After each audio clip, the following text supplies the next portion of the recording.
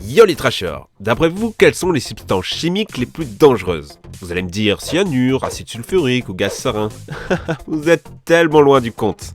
Les scientifiques ont créé en laboratoire des molécules fascinantes capables d'exterminer un homme, voire l'humanité. Du coup, on va parler nazis, superacide, molécules parfaites et explosions.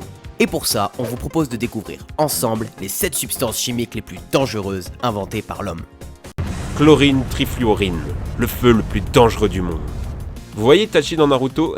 Bah c'est pareil. Lorsqu'un réservoir de cette substance s'est brisé en 1960, il laissa s'échapper une large quantité de chlorine trifluorine. Le sol en béton se vit brûler à plus de 2400 degrés, puisque lorsque le béton fut entièrement consumé, le feu brûla encore 1 mètre de profondeur dans le gravier, avant de finalement cesser. Les nazis voulaient l'utiliser pour des lance-flammes, mais malgré leur passion malsaine à brûler des trucs, ils durent renoncer assez rapidement. En plus de prendre feu très facilement et d'être putain de chaud, il a un pouvoir comburant incroyable. Il permet la combustion là où il est impossible. Il permet de brûler de la pierre, des briques, du métal, de la terre ou des trucs qui ont déjà brûlé. Oui, il permet de brûler des cendres. Inutile de dire que cette substance ne se trouve pas au coin de la rue. Tant mieux. D'ailleurs, je vous laisse imaginer les dégâts si cette arme tombait entre de mauvaises mains. Seules quelques entreprises de fusées en ont encore besoin.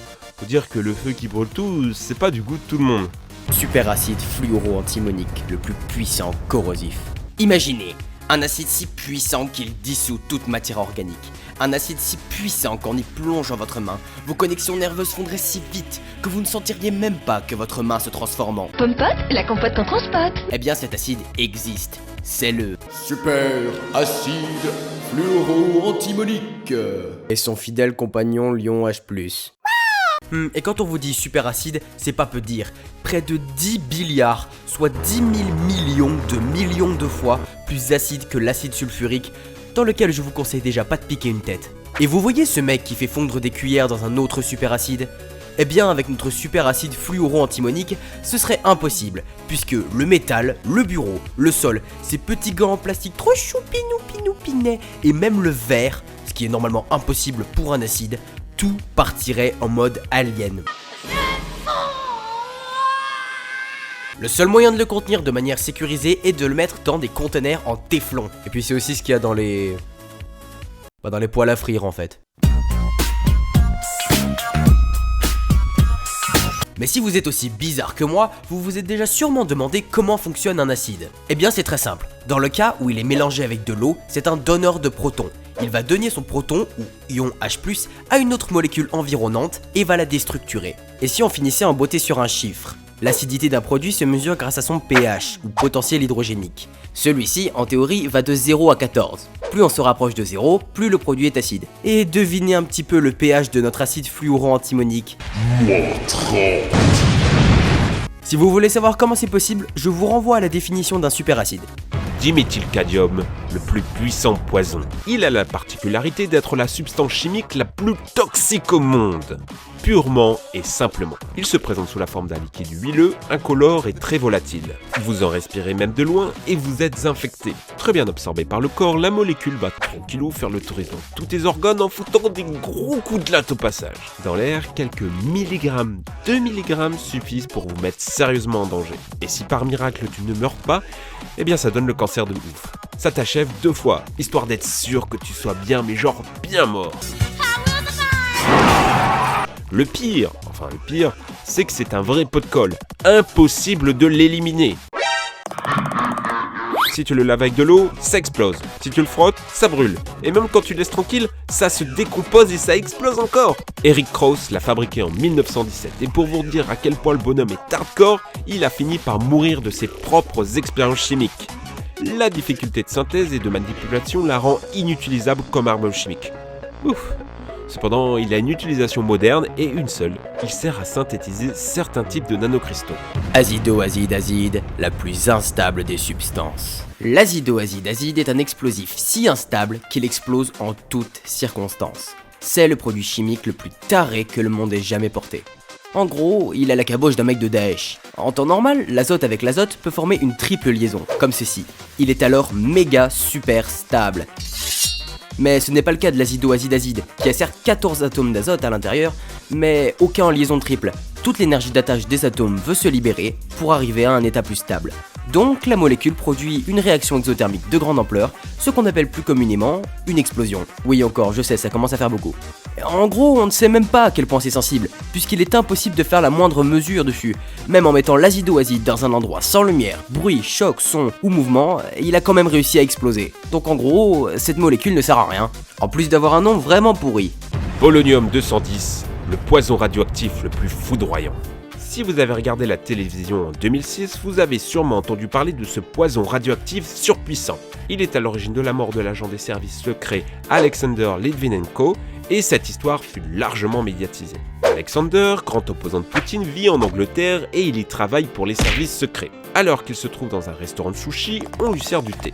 À la sortie, il est pris de violentes douleurs et comprend immédiatement qu'il s'agit d'un empoisonnement. Il se lave alors l'estomac avec 2 litres d'eau, mais en vain. Il sera alors rapidement hospitalisé dans une condition critique. Il perdra la totalité de ses cheveux et sourcils en à peine une semaine, cessera de se nourrir pendant 18 jours et finalement mourra 23 jours plus tard, le 23 novembre 2006. Son autopsie a d'ailleurs été qualifiée par le légiste comme l'autopsie la plus dangereuse de l'histoire occidentale, car le cadavre était hautement toxique. Le polonium n'est pas un enfant de cœur et sa puissance radioactive est extrême. Il est 250 000 fois plus toxique que le cyanure. Pour un humain, les doses létales estimées sont de 20 mg, 2 mg, 2 mg. On peut donc vous tuer avec des doses plus proches de l'atome que de la cellule.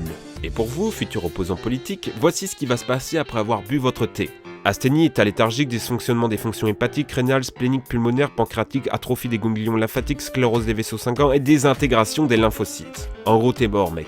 Rédige ton testament, achète des fleurs et mets tes pieds dans une bassine d'eau chaude. Pour l'histoire, l'atome a été découvert par Marie Curie en 1898 en essayant de jouer les alchimistes.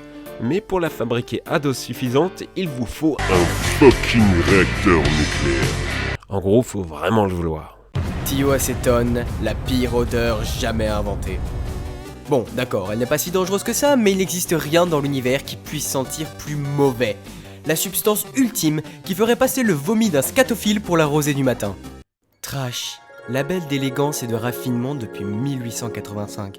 Pour vous donner une idée de l'odeur atroce que dégage cette substance, lorsqu'à Fribourg, en Suisse, un groupe de scientifiques en renversant un flacon sur le sol, l'odeur se répandit quasiment instantanément dans toute la ville. Évanouissement, vomissement et diarrhée rouge, impossible d'y résister. On parle pourtant d'un laboratoire à plus d'un demi-kilomètre, et les chiens, bien plus balèzes que nous au niveau odorat, ont pu le sentir jusqu'à 35 km à la ronde.